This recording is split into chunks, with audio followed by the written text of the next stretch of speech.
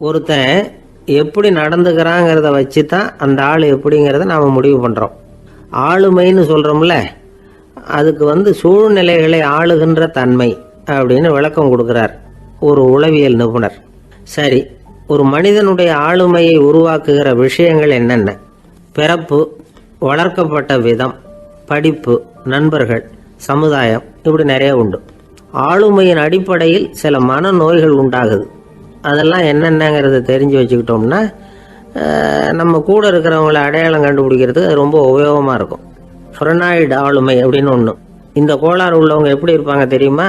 அதிக உணர்ச்சி, சந்தேகம், பொறாமை இதெல்லாம் அதிகமாக இருக்கும். வளைஞ்சு கொடுக்க மாட்டாங்க. அடுத்தவங்களோட இணக்கமான உறவு இருக்காது. அவங்க செய்கிற தப்புக்கெல்லாம் அடுத்தவங்களை குறை சொல்லிகிட்டு இருப்பாங்க. இது ஒரு ரகம். அடுத்தது ஸ்கிசாய்டு ஆளுமை அப்படின்னு சொல்கிறாங்க. இந்த கோளாறு உள்ளவங்க அடுத்தவங்களோட பழக கூச்சப்படுவாங்க. சின்ன வயசுலேயே இது ஆரம்பமாயிடுது. பகல் கனவுலேயே சஞ்சரிப்பாங்க.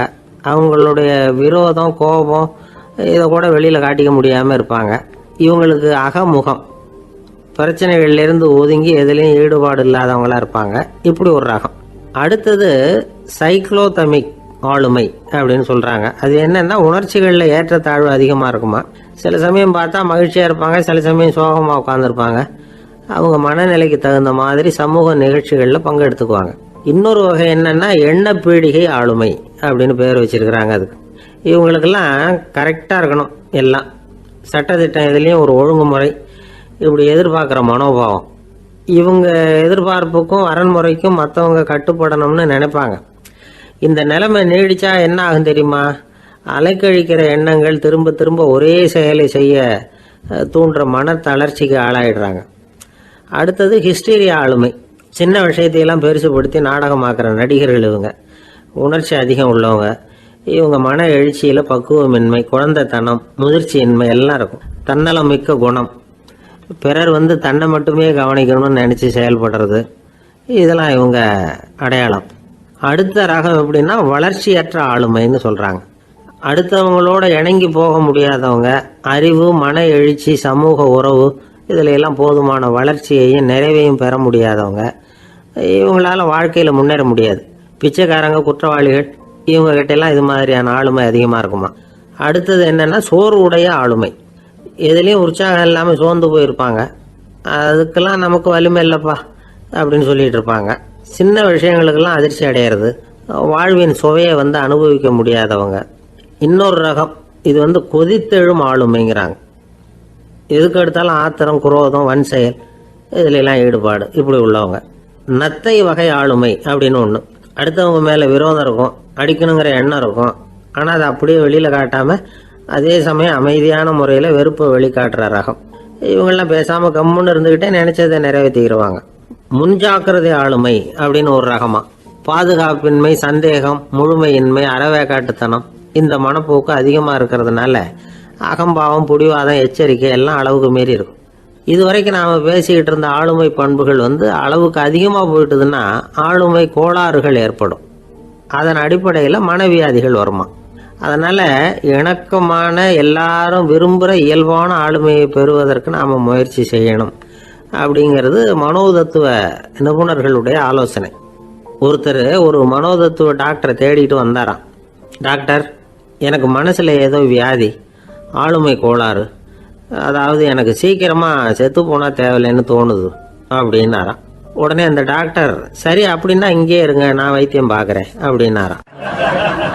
ஒருத்தர் முகத்தை தொங்க போட்டுக்கிட்டு ஒரு மாதிரியாக வந்தார். என்ன விஷயம்னு விசாரித்தேன். என்னுடைய நண்பன் ஒருத்தங்கிட்ட கருத்து வேறுபாடு, இனிமேல் நமக்குள்ளே எந்த சம்மந்தமும் வேணாம்னு நட்பை முறிச்சிட்டு வந்துட்டேன்னா. நண்பர்கள்னு இருந்தால் கருத்து வேறுபாடு வரத்தான் செய்யும்னு. கருத்து வேறுபாடு வராமல் இருக்கிறதுக்கு ஏதாவது வழி உண்டா அப்படின்னு கேட்டாங்க. அதை பற்றி நிபுணர்கள் சில யோசனைகளை சொல்லியிருக்கிறாங்கன்னு. முதல் விஷயம் என்னென்னா, உங்கள் நண்பனுக்கு ஒரு செய்தி சொல்லணும்னா அதை நீங்களே நேரடியாக சொல்லுங்கள், அல்லது உங்கள் கைப்பட கடிதம் எழுதுங்க. அதாவது நேரடி தொடர்பு முக்கியம். அதை விட்டுட்டு இன்னொருத்தர் மூலமாக நண்பர்களுக்கு செய்தி அனுப்புனா நீங்கள் சொல்கிற செய்தி அப்படியே போய் சேராது, அது சேதமாயிடும். கூட்டி குறைச்சி சொல்லிவிடுவாங்க, அது குழப்பத்தில் கொண்டாந்து விட்டுரும். இது ஒரு யோசனை. ரெண்டாவது யோசனை என்னென்னா, நீங்கள் ஒரு நல்ல காரியத்தை செய்யும் பொழுது உங்கள் நண்பரையும் சேர்த்துக்குங்க, அவருக்கும் அதில் ஒரு ஈடுபாட்டை உருவாக்குங்க. 3வது யோசனை, நம்ம பக்கத்தில் இருக்கிற நண்பர் மகிழ்ச்சி அடைகிற மாதிரி ஏதாவது செய்யணும். சின்ன சின்ன செயல்களாக இருந்தாலும் பரவாயில்ல, அவர் நமக்கு எதுவும் செய்யலையே, நாம் எதுக்கு செய்யணும் அப்படின்னு நினச்சிக்கிட்டு இருக்கக்கூடாது.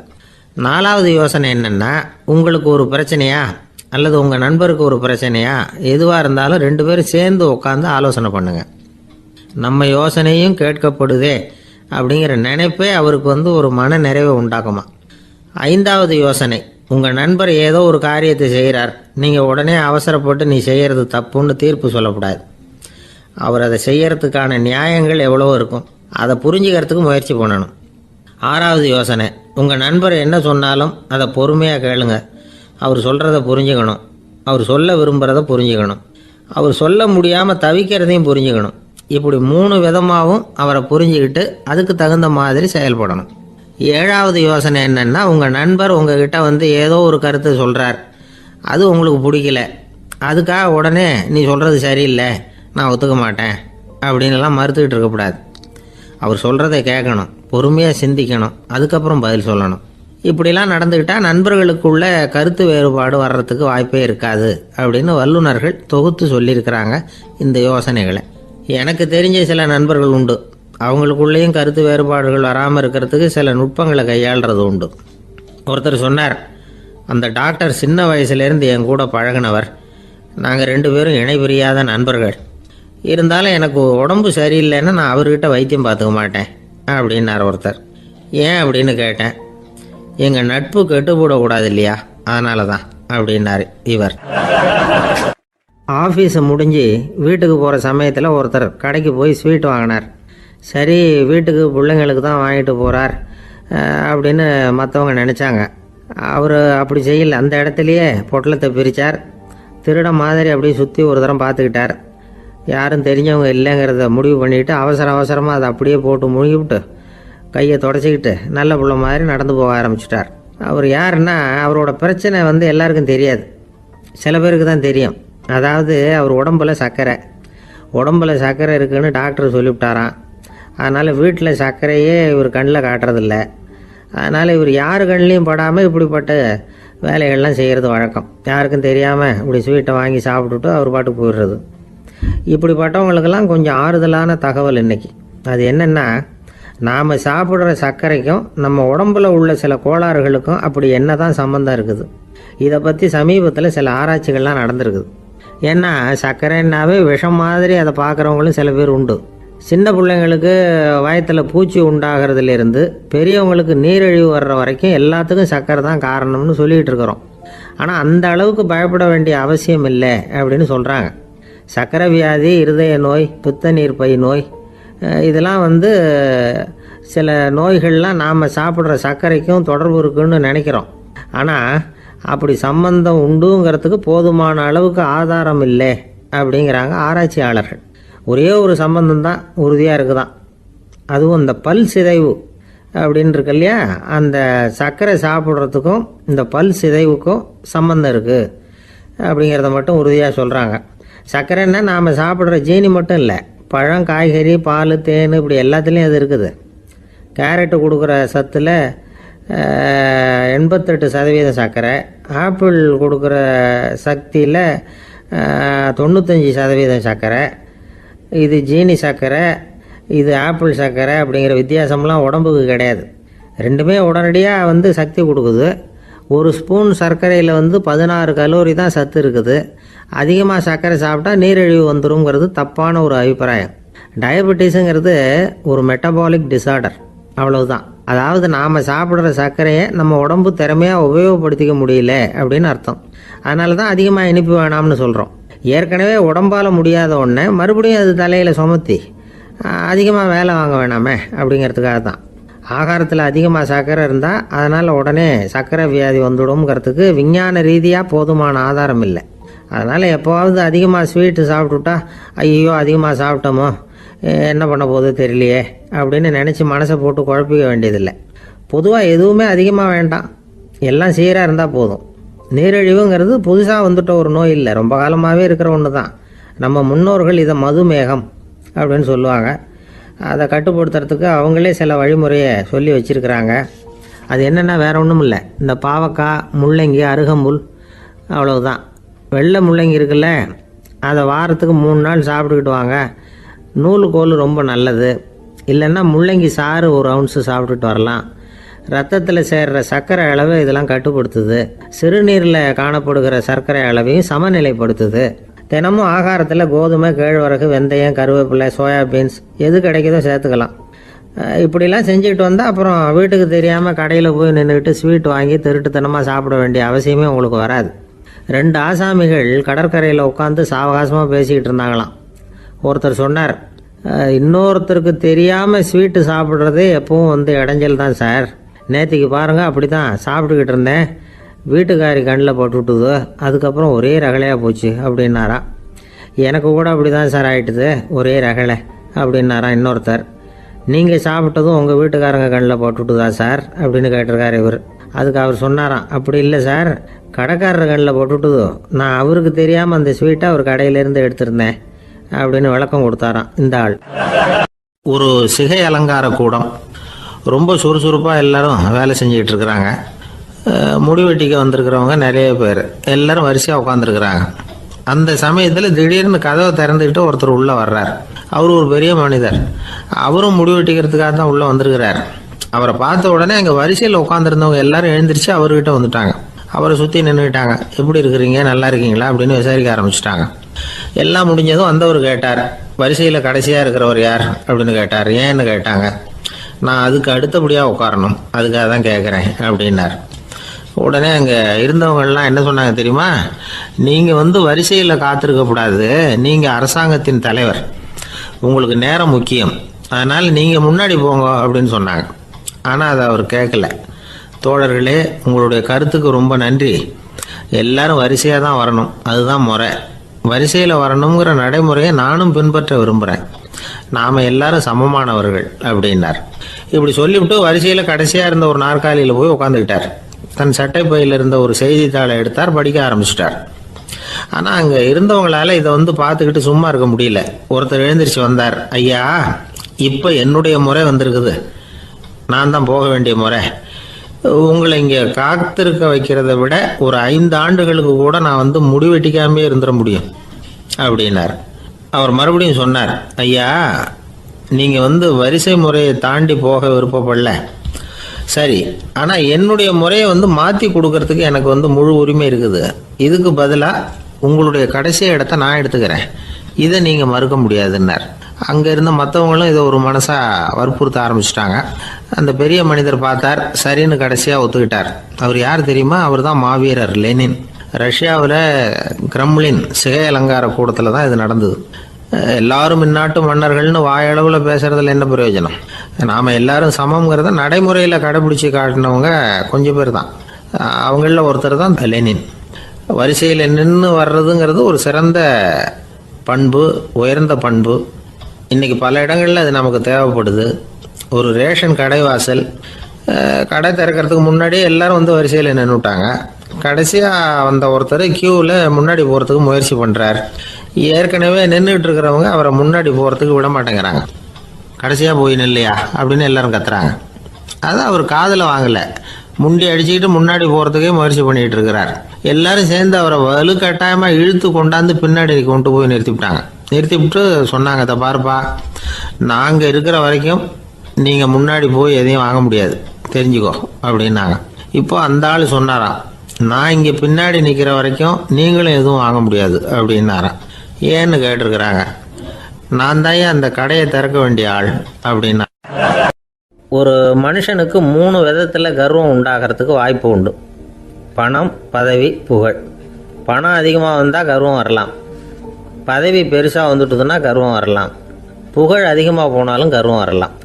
இந்த 3 வகையான கர்வத்துக்கும் இடம் கொடுக்காமல் இருக்கிறாங்க பாருங்கள், அவங்க தான் சிறந்த மனிதர்கள்.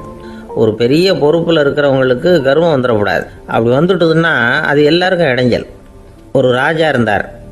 அவர் ஒரு நாள் தன்னுடைய தலைநகரத்தை சுற்றி வந்துக்கிட்டு இருந்தார். ஒரு இடத்துல ஒரு அழகான நிலத்தை பார்த்தார். ஆஹா, இந்த இடத்துல நமக்குன்னு ஒரு மாளிகையை கட்டினா எவ்வளோ நல்லா இருக்கும் அப்படின்னு நினச்சார். ராஜா நினச்சா அது முடியாத காரியமா?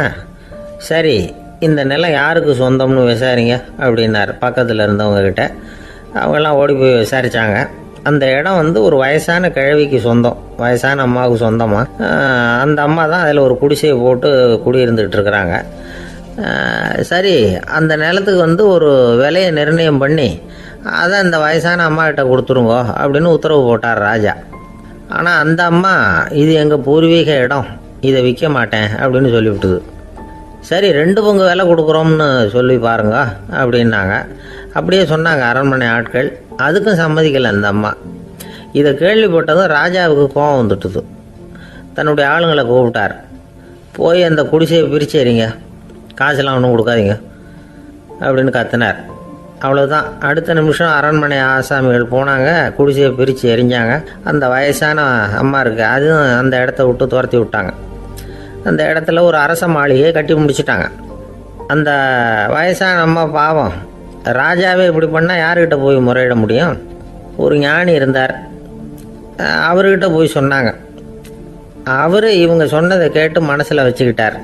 ஒரு நாள் அந்த ராஜாவே இந்த ஞானியை கூப்பிட்டார். புதுசாக ஒரு மாளிகை கட்டியிருக்கிறேன், வந்து பாருங்கன்னு. சரின்னு சொல்லி இந்த பெரியவர் ஒரு நாள் இந்த மாளிகைக்கு போனார். சும்மா போகல, ஒரு கழுதையையும் ஓட்டிகிட்டு போனார். கொஞ்சம் சாக்குகள், வெத்து சாக்கு, அதையும் எடுத்து கழுதை முதுகில் போட்டு கழுதையை ஓட்டிகிட்டு போகிறார். ராஜா பார்த்தார். அவருக்கு இது ஆச்சரியமாக இருந்தது. என்ன இது, மாளிகைக்கு வந்துட்டு போங்கன்னு கூப்பிட்டா கழுதை சாக்கு இதெல்லாம் கொண்டு வராரே, ஒன்றும் புரியலையேன்னு நினச்சார். எதுக்காக இதெல்லாம்னு கேட்டார். அரசருடைய தோட்டத்திலேருந்து கொஞ்சம் மண் எடுத்துகிட்டு போகிறதுக்கு ஆசைப்பட்றேன், அதுக்கு நீங்கள் அனுமதி கொடுக்கணும் அப்படின்னாரு இவர். இது என்ன வேடிக்கையான கோரிக்கையாக இருக்குது அப்படின்னு நினச்சார் ராஜா. இருந்தாலும் மண் தானே கேட்குறாரு, எடுத்துகிட்டு போகட்டுமே அப்படின்னு நினச்சார். சரின்னு அனுமதி கொடுத்தார். அந்த பெரியவர் தோட்டத்துக்கு போனார், மண்ணை வெட்டினார், சாக்கில் போட்டு நிரப்புனார். ராஜாவை கொஞ்சம் கிட்ட வாங்கன்னு கூப்பிட்டார். இந்த மண் மூட்டையை தூக்கி கழுதையோட முதுகில் வைக்கணும், கொஞ்சம் உதவி பண்ணுங்கன்னார். ஓ, பண்ணுறேனே அப்படின்னு சொல்லி ராஜா கிட்ட போனார். மூட்டையை தூக்கி பார்க்குறாரு, முடியல, திணறி போயிட்டார். இப்போ அந்த ஞானி பேசினாராம். அரசே, இந்த ஒரு சாக்கு மண்ணையே உங்களால் தூக்க முடியல, அந்த கிழவிகிட்ட இருந்து அந்த அக்கிரமமாக அபகரித்த இந்த தோட்டம் பூராவையும் சுமக்கணும்னு ஆசைப்படுறீங்களே, அது உங்களால் முடியுமா அப்படின்னு கேட்டாராம். ராஜா யோசனை பண்ண ஆரம்பித்தார். தன்னுடைய செயலுக்காக வருத்தப்பட்டாராம். அந்த வயசான அம்மாவை உடனடியாக வரவழைச்சார். தாயே, தப்பு பண்ணிட்டேன், என்னை மன்னிச்சுக்குங்க, இன்னையிலேருந்து இந்த மாளிகையும் தோட்டமும் உங்களுக்கு தான் சொந்தம் அப்படின்னு சொல்லிவிட்டாராம். போகிறப்ப இந்த உலகத்திலேருந்து எண்ணத்தை எடுத்துகிட்டு போக போகிறோம், அதனால் ரொம்பவும் அலட்டிக்க வேண்டியதில்லை, கர்வப்பட வேண்டியதில்லை அப்படிங்கிறது ஒரு பெரிய உபதேசம். ஒரு பெரிய மனுஷன் சாக கிடந்தார், ரொம்பவும் அழுதார். ஏன் அழறீங்க அப்படின்னு கேட்டாங்க சுற்றி இருந்தவங்க. நான் சாகிறதுக்காக கவலைப்படலை, நான் வந்து நம்ம ஜனங்களுக்காக எவ்வளவோ காரியம்லாம் செஞ்சுக்கிட்டு வந்தேன். நான் செஞ்சுக்கிட்டு வந்த சேவையை இனிமேல் யார் செய்ய போகிறாங்க, அது யாரால முடியும், அதை நினச்சி தான் அழறேன் அப்படின்னாராம். ஒருத்தர் முன்னாடி வந்தார். அதுக்காக நீங்கள் கவலைப்படாதீங்க, உங்கள் சேவையை தொடர்ந்து செய்கிறதுக்கு என்ன மாதிரி இளைஞர் பட்டாலும் தயாராக இருக்குது, இருந்தாலும் எங்கள் கவலை என்னென்னா அப்படின்னு இழுத்தார். என்ன சொல்லுங்கன்னு கேட்டார் அவர். நீங்கள் இதுவரைக்கும் என்ன சேவை செஞ்சுக்கிட்டு வந்தீங்க, அதுதான் எங்களுக்கு இன்னமும் புரியாத புதிராக இருக்குது அப்படின்னாராம் அவர். ஒருத்தர் ஒரு தவறு செஞ்சு விடுறாருன்னு வச்சுக்கோங்க, உடனே நீ செஞ்சது தவறு அப்படின்னு சொல்கிறது ஒரு வகை. அதுக்கு பதிலாக எது சரின்னு அவர் புரிந்து கொள்ள உதவி செய்கிறது இன்னொரு வகை. இந்த 2வது வகை இருக்குது பாருங்கள், நிர்வாக இயலில் இது ரொம்ப முக்கியம். அலுவலகத்தில் வேலை பார்க்குற ஒருத்தர் முக்கியமாக தெரிஞ்சுக்க வேண்டியது என்ன தெரியுமா?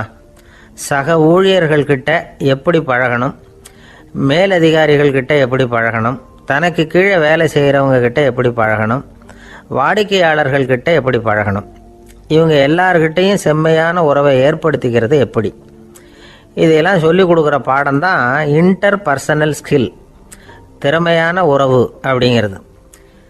எந்த வேலையில் இருந்தாலும் சரி, இந்த உறவுகளை வளர்க்கும் திறன் உள்ளவங்க சீக்கிரம் முன்னுக்கு வந்துடுறாங்க. மற்றவங்க கிட்ட உறவை பலப்படுத்திக்கிறது எப்படி அப்படின்னு தெரிஞ்சுக்கிட்டோம்னா எந்த ஒரு தடையையும் சுலபமாக தாண்டி செய்கிற தொழிலில் முன்னுக்கு வந்துடலாம். ஹார்வர்டு பல்கலைக்கழகத்தில் ஒரு கணக்கெடுப்பு பண்ணி பார்த்தாங்களாம்.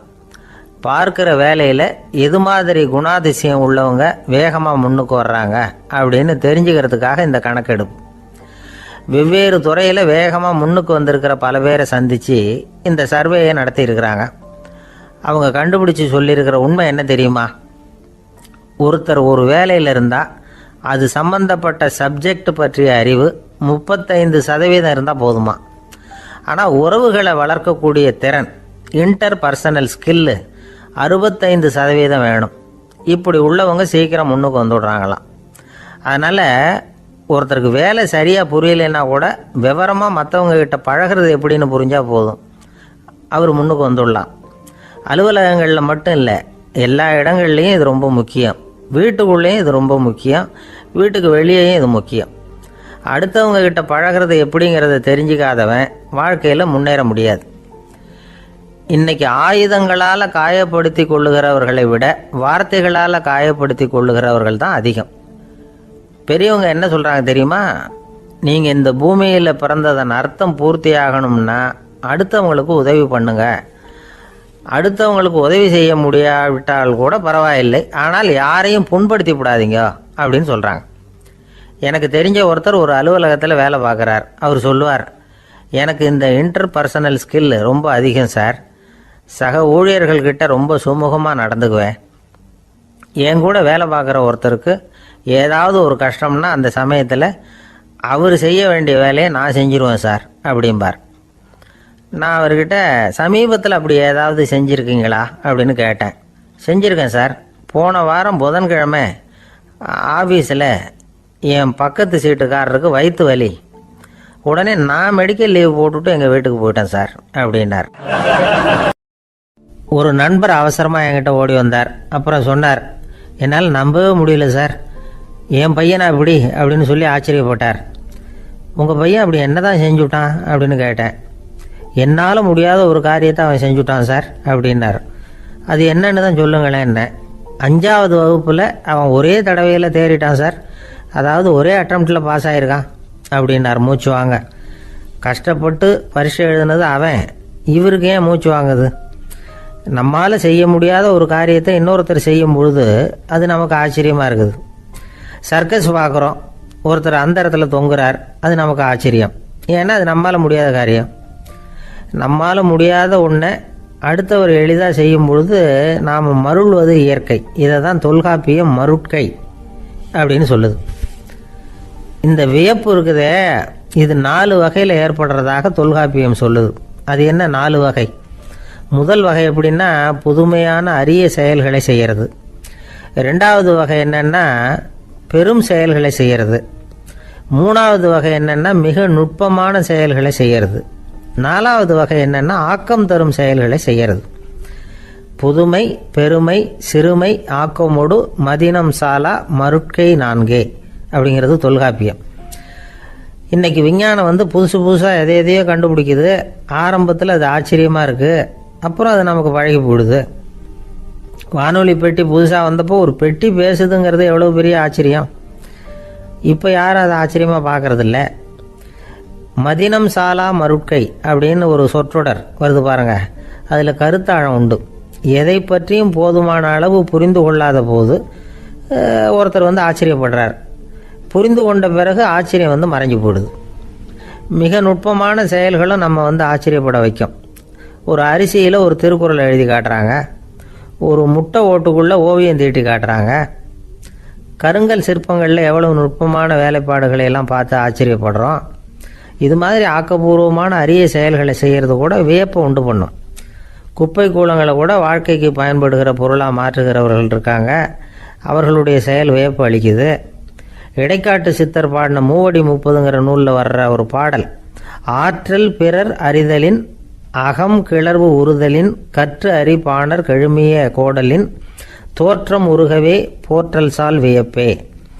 ஒருத்தருடைய ஆற்றல் தெரியாமல் இருந்தது, அவருடைய அரிய செயலை பார்க்கும் பொழுது வியப்பாக இருந்தது, மனசுக்குள்ள கிளர்ச்சி. பாவலர்கள் இவர்களுடைய புகழை பாடி மற்றவர்களும் தெரிந்து கொள்ளுமாறு செய்கிறார்கள் அப்படிங்கிறது தான் ஒரு யதார்த்தமான உண்மை. ஆக எல்லா வகையிலும் மக்கள் தங்களுடைய வாழ்க்கையில் முன்னேறுவதற்கான வழிகாட்டுகிற ஒரு மெய்ப்பாடு தான் வியப்புங்கிறது. இந்த காலத்தில் நம்ம எப்படியெல்லாம் ஆச்சரியப்பட வைக்கிறாங்க. ஒரு ஆளை பிடிச்சி ஜெயிலில் கொண்டு வந்தாங்க. ஜெயில் அதிகாரி அவனை ரொம்ப ஆச்சரியமாக பார்த்தாரான். இவன் கேட்டான், ஏன் சார் அப்படி பார்க்குறீங்க, நான் இப்போ இங்கே வர்றது உங்களுக்கு ஆச்சரியமாக இருக்குதா அப்படின்னு கேட்டிருக்கான். இதுக்கு ஜெயில் அதிகாரி சொல்லியிருக்கார், நீ இப்போ இங்கே வந்ததில் எனக்கு ஒன்றும் ஆச்சரியம் இல்லைப்பா, ஏற்கனவே நீ இங்கேருந்து விடுதலையாகி போய் 6 மாதம் ஆச்சு, இவ்வளவு லேட்டாக வர்றியே அதுதான் எனக்கு ஆச்சரியமாக இருக்குது அப்படின்னாராம். ஒரு சீன தேசத்து அரசர் இருந்தார்.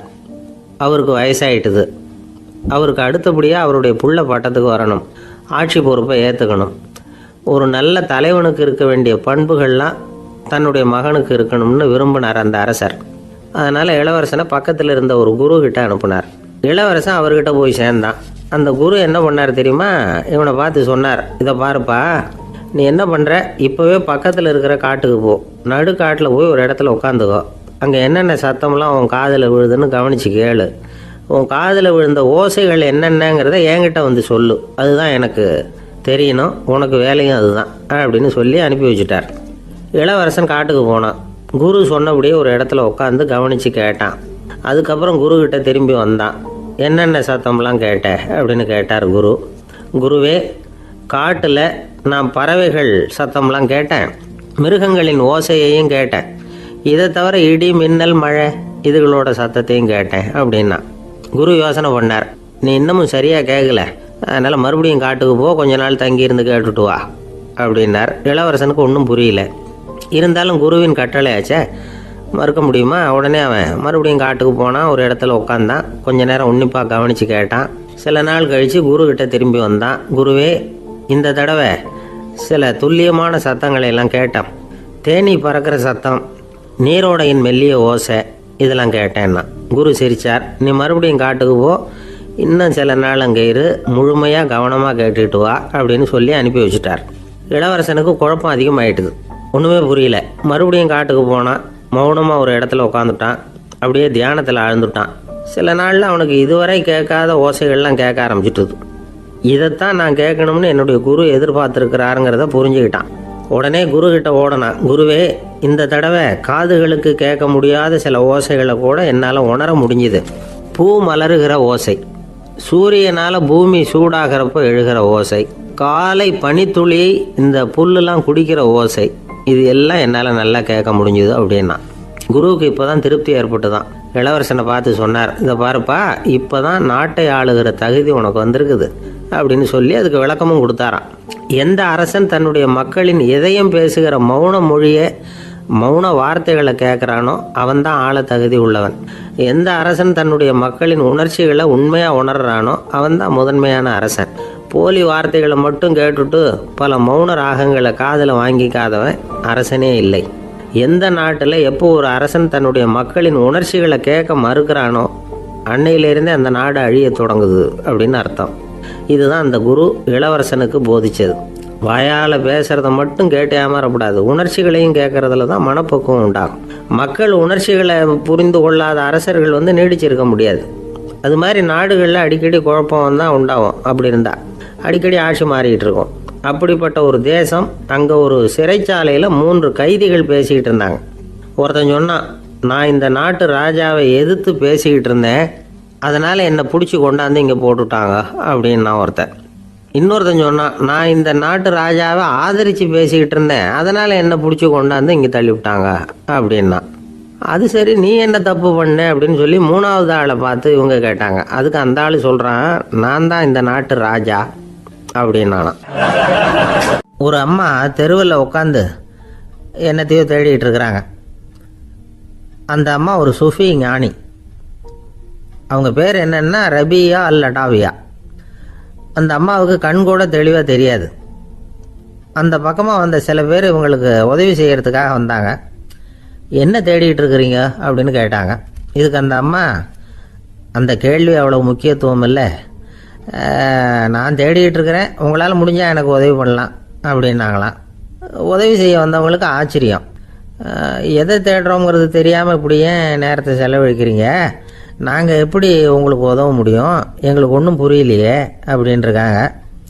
சரி, உங்களை திருப்தி பண்ணுறதுக்காக சொல்கிறேன், ஒரு குண்டூசி தொலைஞ்சி போச்சு, அதை தேடுறேன் அப்படின்னாங்களாம் அந்த அம்மா.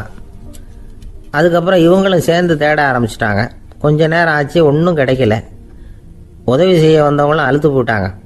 அப்புறம் கேட்டாங்க, இதை பாருங்கம்மா, இது ரொம்பவும் பெரிய தெரு, அகலமான தெரு.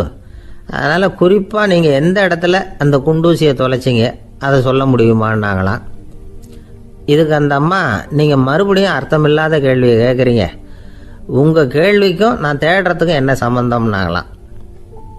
இதை கேட்டதும் அவங்க ஒரு மாதிரி ஆயிட்டாங்க. என்னம்மா நீங்கள் பைத்தியம் மாதிரி பேசுகிறீங்க அப்படின்னாங்களாம்.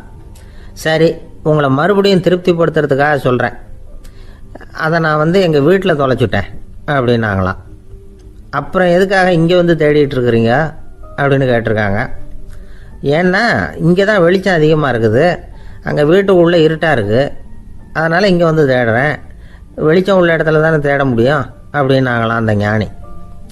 இந்த கதைக்கு என்ன அர்த்தங்கிறத பெரியவங்க சொல்கிறாங்க. அதாவது இந்த தேடுதல்ங்கிறது ஒரு வியாதி.